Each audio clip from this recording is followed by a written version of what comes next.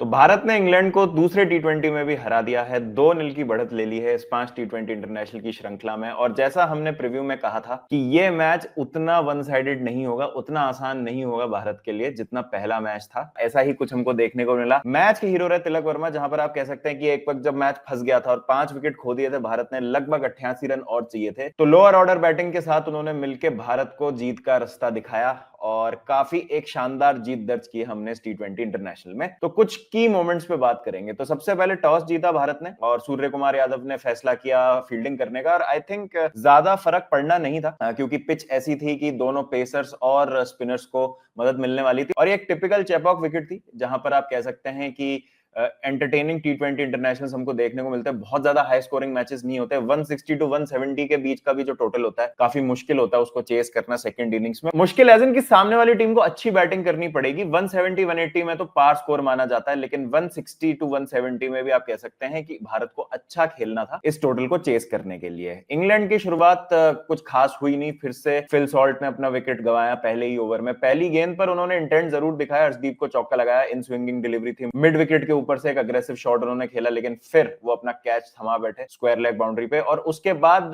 कुछ कुछ आप कह सकते हैं कि रिपीट था फर्स्ट मैच में जो हमने इंग्लैंड से देखा कि कुछ अर्ली विकेट खोए इंग्लैंड ने, लेकिन उसके बाद जॉस बटलर की काफी अच्छी बैटिंग रही। फिर से उन्होंने 45 रन की एक शानदार पारी खेली और वही लग रहे थे ऐसे बल्लेबाज की कुछ कर सकते हैं, लेकिन अल्टीमेटली वो भी आउट हो गए जब अक्षर पटेल ने उनको कैच थमवा दिया तिलक वर्मा को डीप मिड विकेट बाउंड्री पे एक छोटी गेंद पे। और काफी सिमिलर तरीके से आई वुड से कि आज एक्सेलरेट करने के चक्कर में इंग्लैंड बल्लेबाज अपना विकेट खो बैठे। लेकिन बेटर परफॉर्मेंस थी बैटिंग वाइज इंग्लैंड की अगर आप फर्स्ट टी20 से कंपेयर करें, जहां पर काफी मुश्किल हो रही थी उनको स्पिनर्स को पिक करने में। और हैरी ब्रुक ने यह कहा था कि स्मॉग हो गया था कोलकाता में और ईडन गार्डन्स में, शायद इस वजह से उनको बैटिंग करने में प्रॉब्लम आ रही थी। लेकिन वरुण चक्रवर्ती ने इस बार भी उनको बोल्ड करके ये दिखाया कि he is too good, Varun Chakravarthy is too good against some of the good batters. और वरुण चक्रवर्ती ने जब उनको बोल्ड भी दिया तो कमेंट्री में रवि शास्त्री कह भी रहे थे कि अब तो शायद स्मॉग का बहाना नहीं दे पाएंगे हैरी ब्रुक, और वरुण चक्रवर्ती ने उनको शानदार तरीके से वहां बोल्ड किया। लेकिन इस बार ऐसा नहीं था कि लोन वॉरियर की तरह खड़े रहे। जॉस बटलर अगर आप देखेंगे तो हैरी ब्रुक 13 रन,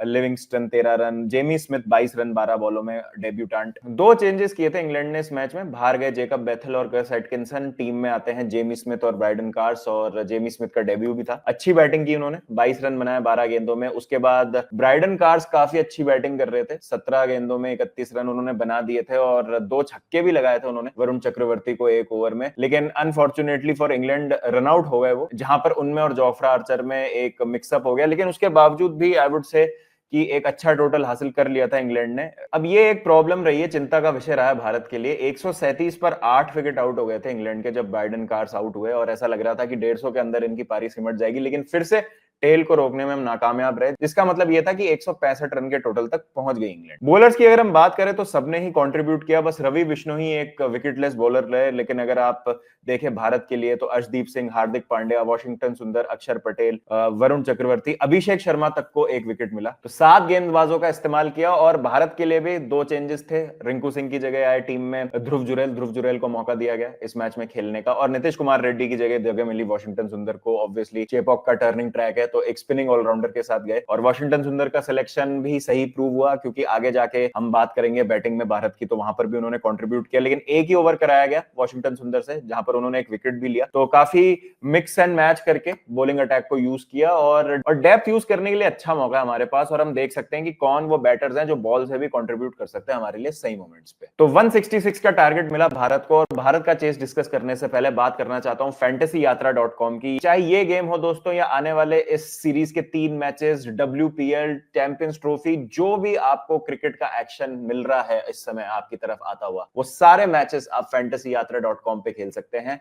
फैंटेसी यात्रा पे आप मल्टीपल प्लेयर्स के नहीं 1v1 कॉम्पिटिशंस में पार्ट लेते हैं, और जैसे ही आप जीतते हैं तो आप अलग अलग लेवल्स की की अनलॉक करना शुरू कर देते हैं। अगर आप टोटल 22 लेवल की की अनलॉक करते हैं तो आपको मिलता है 1 करोड़ रुपए जीतने का मौका, और हर लेवल की की अनलॉक करने पर आप पा सकते हैं एक्साइटेड प्राइजेस जीतने का मौका भी। तो चेकआउट fantasyatra.com, लिंक आपको डिस्क्रिप्शन में मिल जाएगा, नहीं तो आप डाउनलोड कर सकते हैं फ्रॉम www.fantasyatra.com। और कौन होंगे आपके अगले मैच के पिक्स वो भी बताइएगा मुझे, क्योंकि इस मैच में तो धमाल कर दिया सेकंड इनिंग्स में तिलक वर्मा ने। शुरुआत फिर से सिमिलर फैशन में होती है, और अभिषेक शर्मा आते हैं, जोफ्रा आर्चर को आते ही स्टेप आउट करते हैं, 3 चौके लगाते हैं उनके एक ही ओवर में। लेकिन उसके बाद वापसी करती है इंग्लैंड यहाँ पर संजू सैमसन फिर से चीपली आउट हो गए इस मैच में, 5 रन पर आउट हुए और सारे ही हमारे बल्लेबाज एक्सेलरेट करने के चक्कर में या मारने के चक्कर में, बॉलिंग को टेक ऑन करने के चक्कर में आउट हुए।